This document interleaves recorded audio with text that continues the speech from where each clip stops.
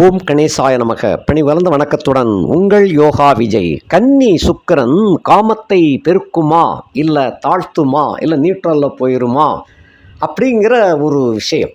சுக்கிரன் சொன்னாலே காமத்துக்கு அதிபதி. ஆகையினால அந்த சுக்கிரன் நீசம் அடையும் பொழுது, கன்னி சுக்கிரன் அப்படிங்கிறது ஒரு பெரிய விஷயம் அல்ல, அது வேற. பட்சே அவர் கன்னியில் போய் நீசம் அடைஞ்சிறதுனால அந்த அந்த அந்த காம சுகம் தடைபட்டு போயிருமா அல்லங்கில் பெருகுமா அப்படிங்கிறது தான் கொஸ்டின். அதான் அது கொஸ்டின். அதே சமயத்தில் கன்னி சுக்கிர பயிற்சியினால் மிதுன ராசியிலே பிறந்த உங்களுக்கு வாழ்க்கை தரம் எப்படி இருக்கும்? ஏற்கனவே அட்டமச்சனி கழிஞ்சு பாக்கிய சனியாக இப்போ ஓடிக்கிட்டு இருக்குது.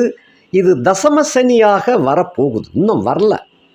தசமசனியாக வாக்கிய கணித பிரகாரம் வருகிற 2026 மார்ச் மாதம் 6ஆம் தேதி தான் அவர் மீன ராசி ஆகிய 10ஆம் இடத்துக்கு போகிறார்.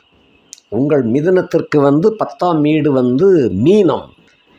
அந்த மீன ராசிக்கு போகிறது வாக்கிய கணித பிரகாரம், அதாவது முன்னோர்கள் சொல்லி கொடுத்த அடிப்படை கணக்கு பிசகாமல் பார்க்கும் பொழுது அதுதான் வாக்கிய கணிதம்னு பேர். அந்த கணிதத்தின் பிரகாரம்தான் பலன்கள் நடந்துக்கிட்டு இருக்கு. அதனால தான் வாக்கியத்தையே ஃபாலோ பண்ணிக்கிட்டு இருக்கிறோம். அந்த கணித பிரகாரம் வருகிற 2026 மார்ச் 6ஆம் தேதி தான் உங்களுக்கு அதாவது பாக்கிய சனி தசம சனியாக மாறுகிறார். ஆக இப்போ இது என்ன அப்படின்னு சொன்னால், 8ல் இருந்து 9க்கு வந்ததுனால துன்பங்களெல்லாம் போயிடுச்சா அப்படின்னா அதெல்லாம் ஒன்றும் கிடையாது. மழை விட்டும் தூவானம் விடவில்லை, அப்படித்தான் சொல்லணும். தூறல் நின்று போச்சு அப்படின்னு கணக்கு வரணும். தூறல் நிற்கலை, மழை தான் விட்டுருக்குது. மழை விட்டுருச்சு, கொட்டுன்னு மழை பெஞ்சது விட்டுருச்சு. ஆனாலும் சிறு சிறு தூறல் விழுந்து கொண்டே இருக்கிறது. அதான் பாக்கிய சனி. இந்த தூறலும் அந்த பூத்துவானம் போல, தூரலே விழுந்தது போல இருக்காது, அந்த மாதிரி விழுவது தான் தசம சனி. தசம் அப்படின்னு சொன்னால் 10ன்னு அர்த்தம்.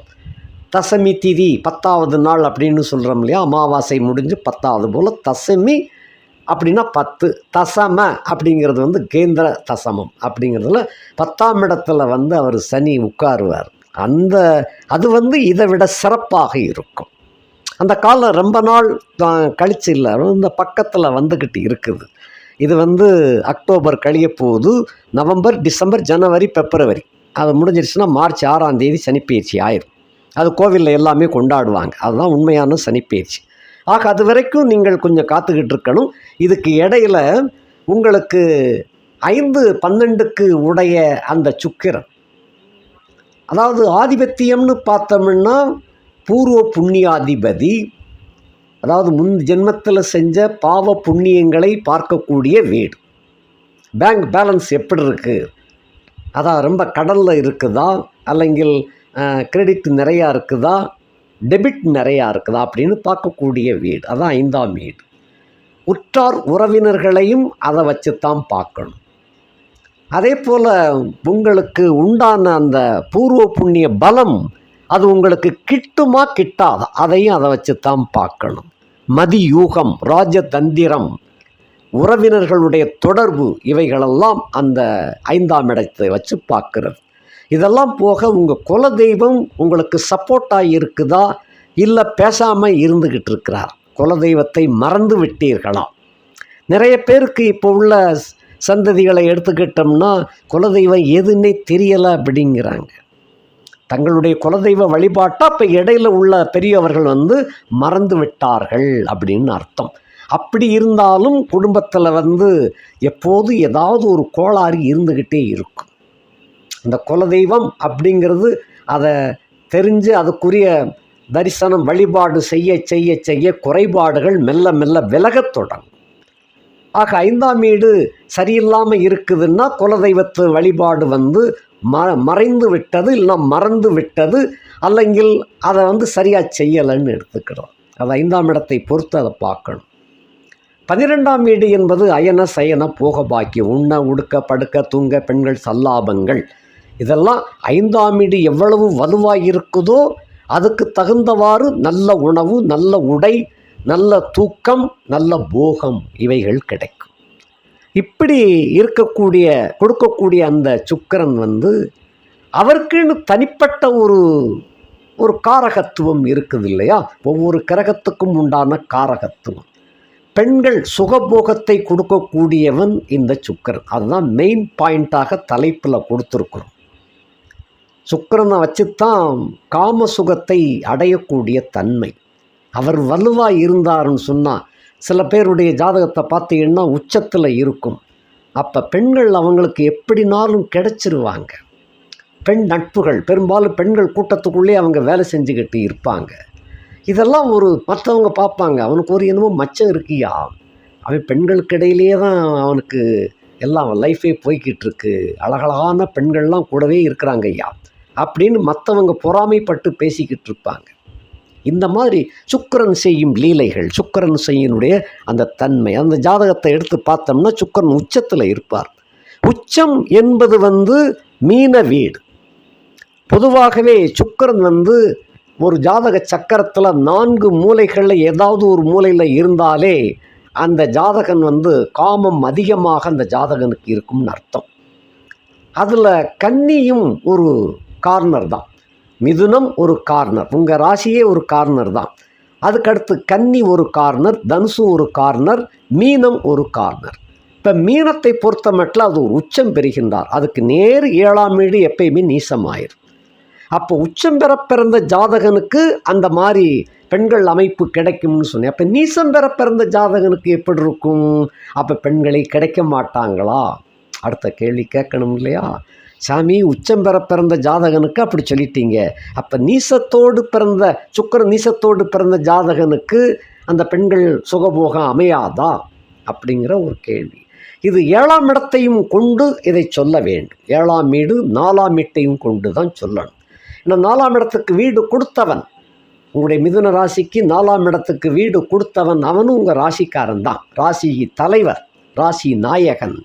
அந்த ராசி நாயகன் சந்திர கேந்திரத்துக்கு எப்பப்பெல்லாம் போகிறாரோ, அதாவது புதன் ஒரு இடத்துல இருப்பார் கிட்டத்தட்ட 1 மாதம் அளவுக்கு.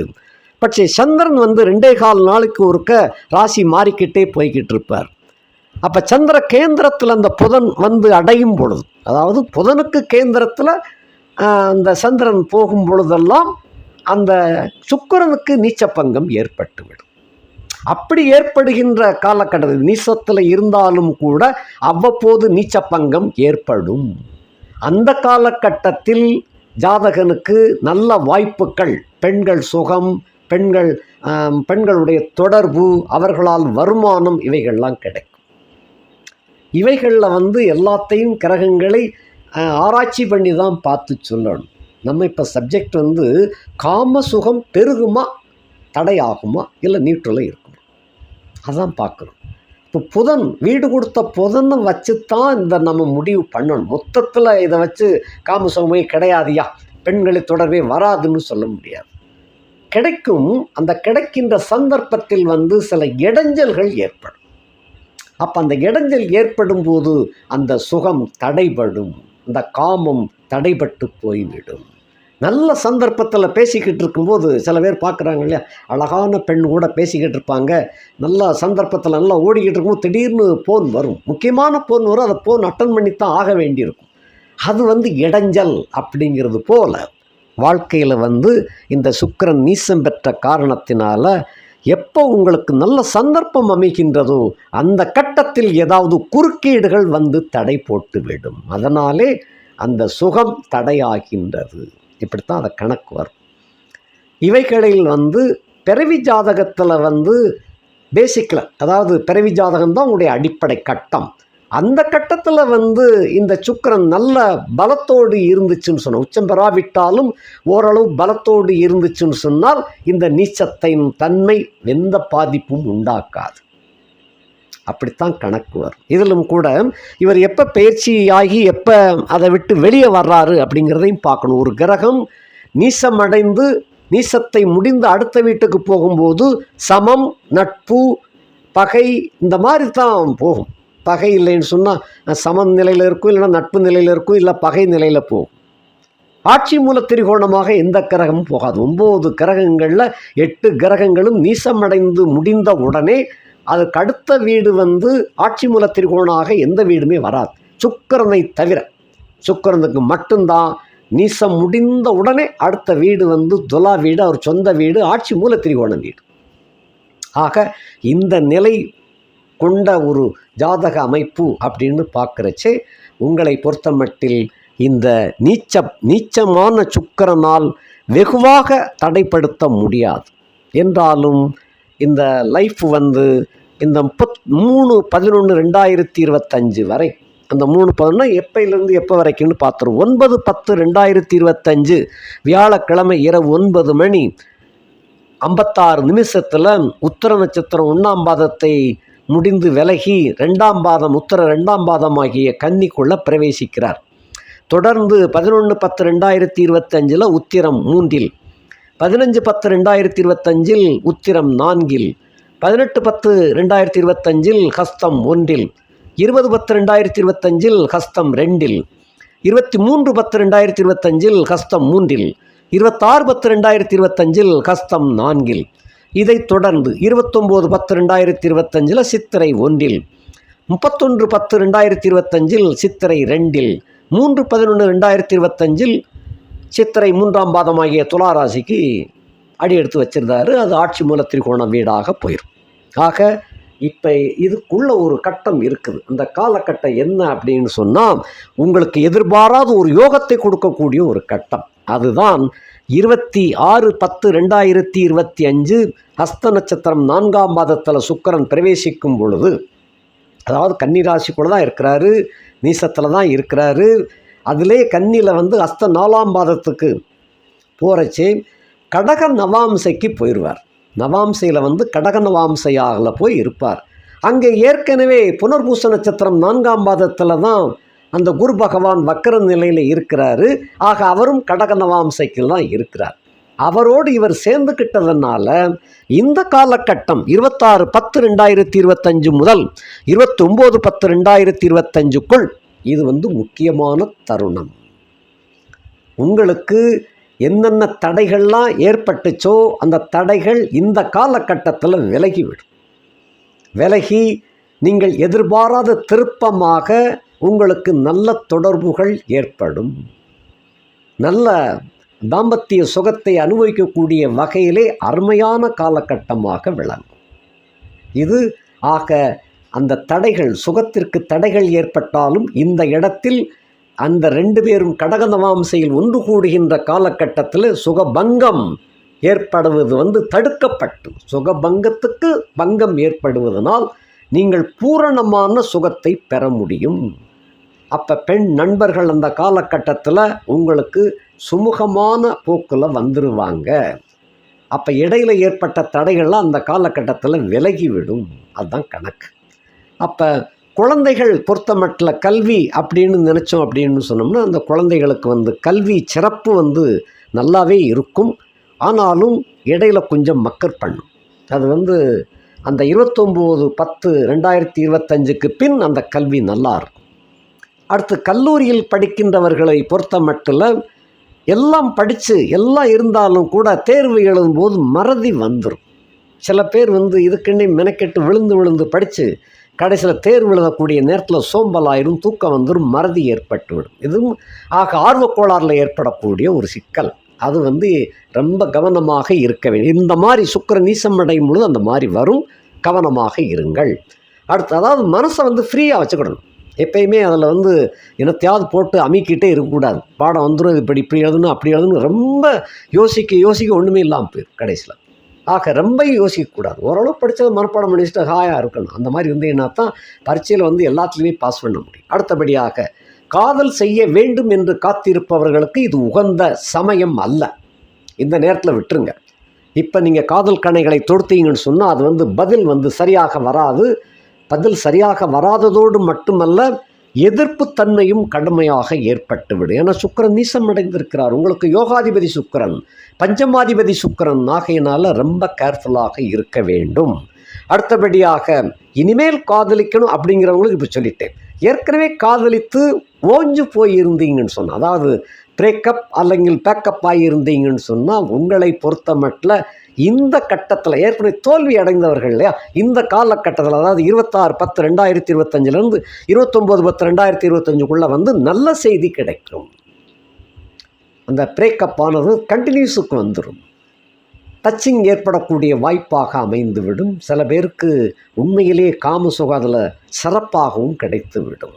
அப்படிப்பட்ட ஒரு காலகட்டம். அடுத்தபடியாக வரம் தேடிக்கொண்டு இருப்பவர்களுக்கு இந்த காலகட்டத்தை 3/11/2025 வரை வருகின்ற அந்த வரன்களை வந்து வெயிட்டிங் லிஸ்ட்டில் வைங்க. இல்லைன்னு சொன்னால் அவாய்ட் பண்ணிடுறது நல்லது. இந்த காலகட்டத்தில் தேர்வு பண்ணிங்கன்னா ஏமாற்றம் ஆயிரும்.